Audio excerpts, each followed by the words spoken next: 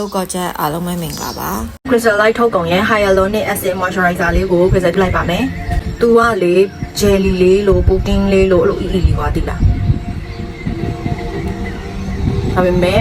gel type moisturizer လို့ပေါ့နော်။ပပအေးအေးလေးအစီဘူးတွေနဲ့ကြမ်းတမ်းနေတဲ့ skin ဆိုလို့ရှိရင်အရန်သိတာဘာလဲဆိုတော့လူလိုက်တာနဲ့လေဒီ cream ထဲမှာအစီဘူးတွေကပျော်ဝင်ပြီးပျောက်သွားတယ်လို့အဲ့လိုခံစားရတာကွာသိလားအဲ့တော့အစီဘူးရှိတဲ့နေရာတွေဆိုလို့ရှိရင်အစီဘူးထွက်တတ်တဲ့နေရာတွေကြမ်းကြမ်းဆူဆူလေးတွေဖြစ်နေရဆိုရင်သူ့ကိုအဲ့လိုမျိုးစိတ်ဝင်အောင်လားလူပေးလားလူပေးနဲ့ဟိုကအစီဘူးလေးတွေပျော်ပြီးတော့ချောပြီးတော့ဣသွားတာကွာအဲ့လိုခံစားချက်မျိုးကိုချက်ချင်းရစေတာမျိုးပေါ့နော်အဲ့တော့ Crystal ရဲ့ moisturizer လက်ဆွဲပါသူက steroid ထိထားတဲ့သူတွေဆိုလဲချက်ချင်းသုံးချက်ချင်းတက်တာစီတချို့ဆို steroid ထိရင်မျက်နှာကြီးကလေပို့ပြီးတော့လောင်ပြီးတော့ဆက်ပြီးတော့နေလို့မကောင်းကွာအဲ့လိုသမားတွေဆိုလို့ရှိရင်အဲ့လိုဒီလို moisturizer ကိုချက်ချင်းလုပ်လိုက်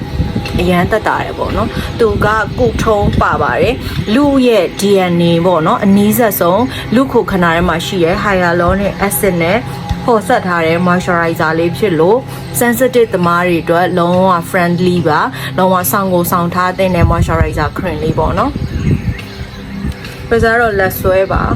အဲ့လို product အသစ်တွေစမ်းသုံးမယ်ဆိုရင်လည်းသူ့ကိုအောက်ကနေခံပြီးတော့မှသူ့ကိုတွဲသုံးပြီးတော့မှသုံးတယ် allergen မထအောင်လို့ပေါ့နော်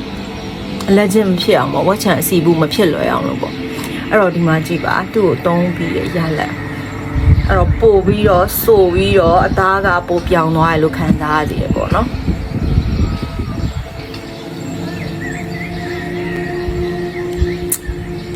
ဟယ်လိုကကြအားလုံးပဲမင်္ဂလာပါဒီနေ့မှာတော့ Crystal ကဂွာရှာလေးကိုသုံးပြမှာဖြစ်ပါတယ်ဂွာရှာသုံးလို့ရှိရင်ဒီလိုမျိုး moisturizer ပြေဝနေတဲ့အဆီဓာတ်တွေဆွဲရင် glide ဖြစ်စေမဲ့ moisturizer အဆီဓာတ်ပြေဝတဲ့ရေဓာတ်ပြေဝတဲ့ moisturizer တွေသုံးဖို့လိုအပ်ပါတယ်ပေါ့နော်အခုတလော Crystal ကိုမေးကြတယ် Mac Crystal ဘာတွေလုပ်နေလဲပေါ့နော် V shape တွေလည်းပေါ်လာတယ် smile line တွေနဲ့တက်တာလာတယ်မျက်နှာအသားတွေကလည်းပို့ပြီးတော့တင်းရင်းလာတယ်ပေါ့နော်အဲ့တော့ Crystal က21ရက် challenge ဆိုပြီးကို challenge ခေါ်ပြီးတော့ဂွာရှာကို21ရက်လုပ်နေတာဖြစ်ပါတယ်အဲ့တော့တိတာလာတဲ့ပုံလေးလည်း Crystal ဒီအပေါ်မှာတင်ပေးထားမယ်ပေါ့နော်အဲ့တော့ဒီနေ့မှာတော့ Crystal က21ရက် challenge ခေါ်ပြီးတော့ကိုဘာသာကိုလုပ်ထားတဲ့ဂွာရှာသုံးနည်းလေးကိုဝေမျှသွားမှာဖြစ်ပါတယ်မသုံးခင်ဒီလိုမျိုး hyaluronic acid ပါတဲ့ moisturizer ပြည့်ဝပြီးတော့ဆွဲရတာအဆင်ပြေတဲ့ glide ဖြစ်စေတဲ့ moisturizer မျိုးကို Crystal လူထားပေးရပေါ့နော် ကောင်းကောင်းလေးတွေရှေ့မှာရှင်းပြခဲ့တယ် လူပြီးသွားရင် Crystal ကဒီလို guasha လေးကိုအခဲကန်းထဲမှာထည့်ထားပြီးတော့သုံးလေးရှိပါတယ်အခု Crystal ကဒီဘက်မျက်နှာတစ်ချမ်းကိုသုံးပြမှာဖြစ်ပါတယ် guasha ကိုသုံးမယ်ဆိုလို့ရှိရင်ဒီလိုမျိုးတက်တက်ကြီးဆွဲတင်တာတဲ့ guasha ကအပြားလိုက်မျက်နှာပေါ်မှာဒီလိုမျိုးဖိပြီးတော့ဆွဲတင်ပြီးတော့ဆုံးသက်မဲ့ pointကြရင်ခုလိုခဏလေးဟိုးထားပေးဖို့လိုပါတယ်အဲ့တော့ Crystal တို့စလိုက်ကြရအောင်ယူတို့လည်းဒီဗီဒီယိုကြည့်တယ်ဆိုလို့ရှိရင်ကြည့်ပြီးရတဲ့21ရက်မဖြစ်မနေလိုက်သုံးဖို့အတွက်ကို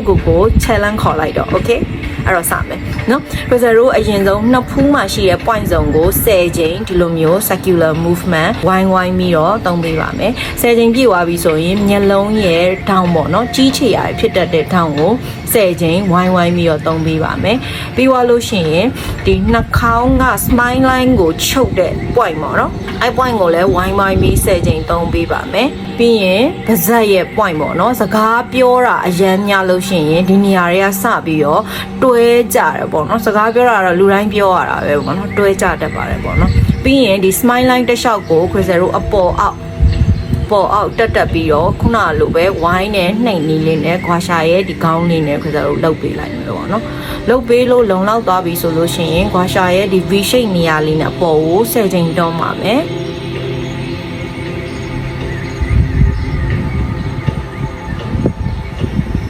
တွန်းပြီးွားပြီဆိုလို့ရှိရင် Crystal တို့ကဒီဘက်တစ်ချမ်းကိုအထိန်းပုံစံမျိုးလေးပဲဖိထားပေးပါမယ်ဖိထားပေးပြီးရင်ဒီ smile line ရှိတဲ့နေရာကနေအပေါ်ကိုပင့်ပြီးတော့မှဒီလိုမျိုး5ချက်စီဆွဲပါမယ်ဆွဲပြီးရင်အဆုံးသက်မှာဟိုးထားပါမယ် Crystal ဆွဲပြမယ်နော်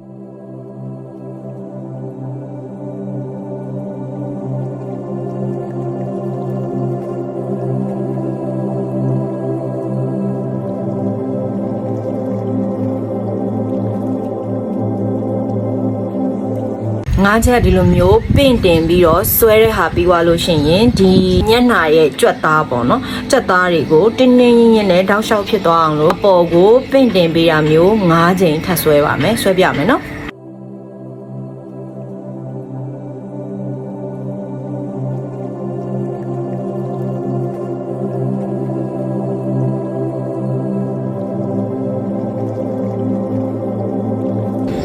အဲ့လိုမျိုးနဲ့ဆက်ဆွဲသွားမယ်ခရစ်စတယ်ဆက်ဆွဲပြမယ်နော်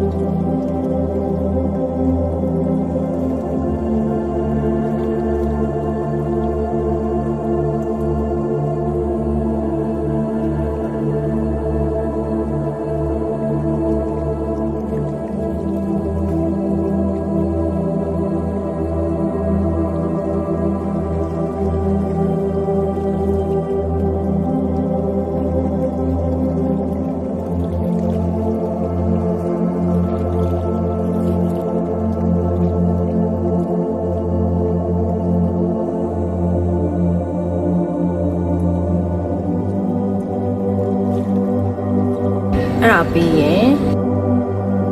ဆိုတော့သူ့ရဲ့ point လေးအတိုင်းဆွဲချပေးမယ်ပေါ့နော်ဒီနေရာမှာ lymphatic node ရှိရပေါ့နော်အစိတ်ထုတ်တဲ့ node အဲ့ဒီအစိတ်ထုတ်တဲ့ node ကိုခုနကတကြောလုံးဆွဲချပြီးတော့စုလာတဲ့အမိုက်တွေအစိတ်တွေကိုပေါ့နော်ဒီနေရာကိုဆွဲချထားမယ်ပေါ့နော်ပြီးရင်မေယို V shape ပေါ်အောင်လို့ပေါ့နော်နှစ်ထပ်မေယိုနှစ်ထပ်တွေမေးစီတွေရှိမနေအောင်လို့ဒီလိုလေးဆွဲပေးပါဒီထောင်းကိုယူပြီးဆွဲပါမယ်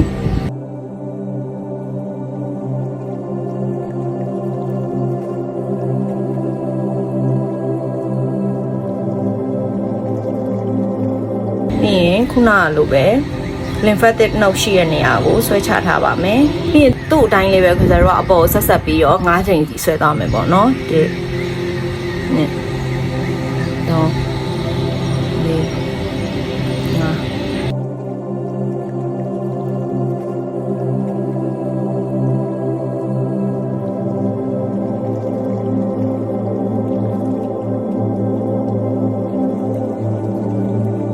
ပြီးရင် crystal တို့ကနှာခေါင်းနေရာနေပြီးတော့အပေါ်ကို3ချိန်စီဆွဲပါမယ်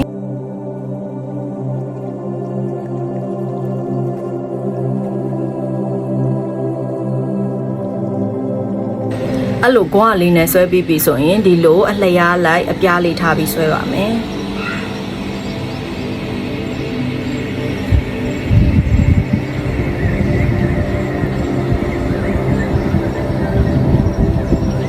အလျားလေးပြီးွားရင် crystal တို့ဒီမှာပုံစံပြထားတဲ့အတိုင်းဒေါင်လိုက်ဆွဲပါမယ်ဆွဲတဲ့ခါကျလို့ရှိရင်ဒီဘက်မျက်ခုံးရဲ့အစအမှတ်ထိလာယူပေးပါအဲ့ဒါမှကာဗာဖြစ်မှာပါမျက်လုံးအိမ်ရဲ့အပေါ်ကနေပြီးတော့မျက်ခွန်ကနေပြီးတော့စပါမယ်သူလည်း3ချိန်ပါပဲ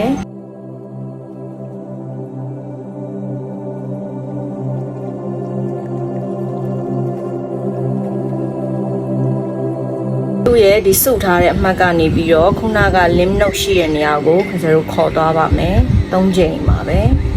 အဲ့ဒါဆိုရင်အမိုက်တွေအားလုံးကိုတနေရာထဲမှာစုထားပြီးဖြစ်ပါတယ်အဲ့လိုစုထားပြီးပြီဆိုရင်ဒီဘက်အားလုံးပြီးလို့ရှိရင်ဒီအမိုက်တွေအပြင်ကိုထွက်သွားအောင်အစိတ်တွေအပြင်ကိုထွက်သွားအောင်ဒီ point လေးကို crystal 3ချိန်လောက်ဝိုင်းပေးပြီးတော့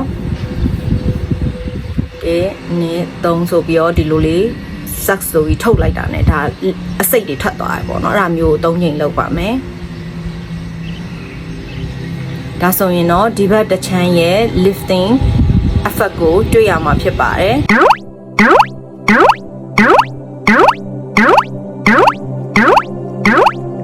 အဲ့ဆို crystal တို့ဒီဘက်တစ်ချမ်းကိုလည်းအဲ့တိုင်းနေပဲဆက်လုပ်လိုက်ကြမယ်နော်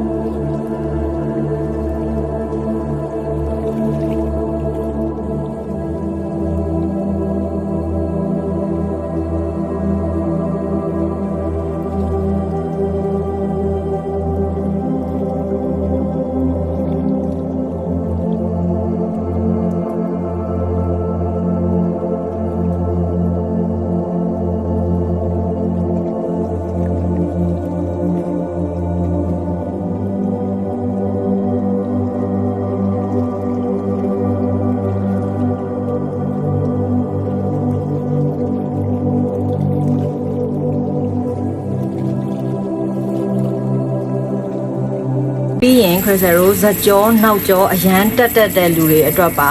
ပြသွားပါမယ်ခရစ်စရိုဇက်ကြောနောက်ကျောအရန်တက်လို့ပါဒီ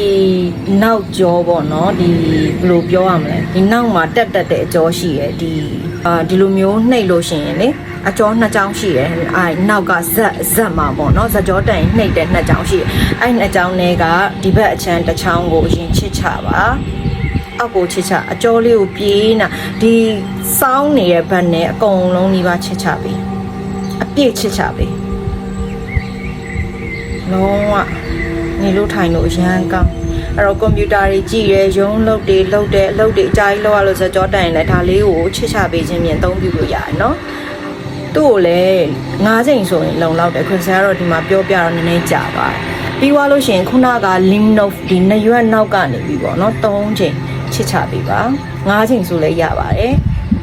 ချစ်ချပေးရင်သူ့ရဲ့အစိတ်တွေအကုန်လုံးကဒီနေရာကိုရောက်သွားပါတယ်ရောက်သွားပြီးရင်ခုနလိုပဲပြထားသလိုလေးပဲဒီလိုပဲအစိတ်ထုတ်ပေးလိုက်ပါအစိတ်ထုတ်ပေးပြီးရင်ခုနကဒီနောက်ကြောကနေယူထားတဲ့စကြောတက်တဲ့အကြောကနေပြီးတော့လေဒီလိုမျိုးပခုံးကနေပြီးတော့ဆွဲပြီးတော့အဆုံးထိဒီလိုမျိုးထုတ်ပေးလိုက်ပါအဲ့ဒါဆိုရင်စကြောတက်စီရဲ့အစိတ်တောက်တွေအကုန်လုံးအပြင်ကိုထွက်သားသလိုဖြစ်ပြီးတော့ဒီလိုမျိုးလေးหนีကြံခဲ့ရင်မှန်ပါတယ်ဒီနေ့ဝတ်ထားတဲ့ T-shirt ကနည်းနည်း level ပိတ်နေတော့ကွာရှာဆွဲမယ်ဆိုရင် level ဒီလို shoulder off လေးဆိုအဆင်ပြေရပေါ့နော်အဲ့တော့ level ဒီမေယိုးကနေပြီးတော့ချိုင်းကနေ limb note ထုတ်တဲ့ဟာကိုလည်းထပ်ပြီးတော့ပြပါမယ်ခုနကတော့ဒီlevel ကနေထုတ်တာပေါ့နော်ခုကချိုင်းကနေဘယ်လိုထုတ်လဲဆိုတာဆက်ပြသွားပါမယ်အဲ့တော့မေယိုးနှစ်ထပ်သမားတွေရှိတဲ့သူတွေအတွက်ဆိုဒီအကွက်ကနေပြီးတော့စပြီးသုံးရပါမယ်နော်အဲ့တော့ရှေ့ကိုဒီလိုဆွဲခြင်းဖြင့် crystal ကိုအစီတွေကိုစုပ်ထုတ်လိုက်ပါမယ်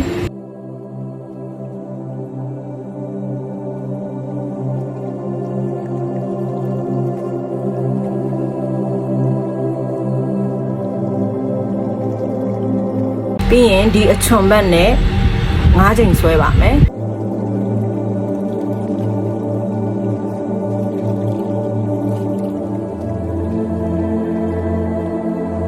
9ချိန်ဆွဲပြီးရင်ခုနလိုပဲအစိတ်တွေကိုပြန်စုပါမယ်စုပြီးရင် level ကိုဒီလိုမျိုး white ပုံစံအောက်ကိုဆွဲပါမယ်ဒီနေဟာကိုလည်းဒီလိုပဲဆွဲချပါမယ်3ချိန်စီဆိုလုံလောက်ပါပြီအဲ့လိုဆွဲချထားပြီးရင်ဒီအမိုက်တွေအစိတ်တောက်တွေအကုန်လုံးကဒီနေရာနဲ့ဒီနေရာမှာစုနေသလိုဖြစ်နေပါတယ်အဲ့တော့ဒီဘက်အချမ်းကိုလာပါမယ်ဒီဘက်အချမ်းကိုဆွဲမယ်ဆိုဒီလိုလေးလှည့်လိုက်ပါ10ချိန်ပါပြီးရင်ဒီအချွန်ဘက်လေးနဲ့ဆွဲပါမယ်9ချိန်ပါ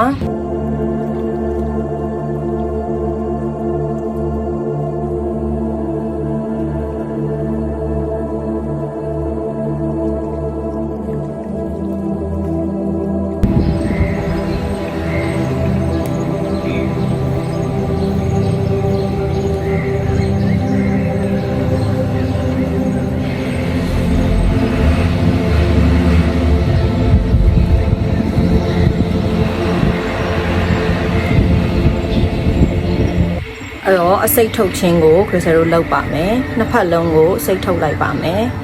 ပြီးရင်ဒီနေရာကနေပြီးတော့ဂျိုင်းနေရာထိကို3ချိန်ဒီကွာရှားကိုဒီလိုအပြားလိုက်ဆွဲသွားပါမယ်အဲ့ဒါဆိုရင်ခုနကတမျက်နှာလုံးနဲ့လေဘင်းမှာရှိတဲ့အစိတ်တွေကိုစုထားတာတွေအကုန်လုံးကိုဂျိုင်းကနေပြီးတော့ဂျိုင်းချွေးနဲ့အတူအစိတ်ထုတ်စေရပေါ့နော်အဲ့တော့ဒါလေးကတော့နောက်ဆုံးအဆင့်ပါပဲဒါပြီးပြီဆိုရင်အားလုံးကွာရှာအဆင်ပြီးသွားပါပြီခရစ်စလိုမျိုးအသက်အရွယ်ထွက်ပို့ပြီးတော့လှပနှုတ်ပြခြင်းနဲ့ဆိုရင်ဒီနေ့ကနေစပြီးတော့ခရစ်စ3ညသလိုကွာရှာ3လေးကို21 day challenge 3ညပါလို့ပြောရင်းနဲ့လှသွားတဲ့21ရက်ပြည့်ပြီးတဲ့သူတိုင်းရလက်လေးတွေရတယ်ဆိုရင်ဒီ vlog ရဲ့အောက်မှာ before after ပုံလေးနဲ့တူလာရောက်မှတ်ပေးကြဖို့လည်းခရစ်စကဖိတ်ခေါ်လိုက်ပါတယ်အဲ့ထက်ကနေအကောင်းဆုံးလူကိုလည်းခရစ်စကပြန်ပြီးတော့စုလက်ဆောင်လေးတွေပေးသွားမှာဖြစ်တဲ့အတွက်ကြောင့် Asha 21 day challenge ကိုအခုပဲစလိုက်ကြပါတော့ခေါ်ချက်တို့ရေ Bye thanks for watching see you in next vlog bye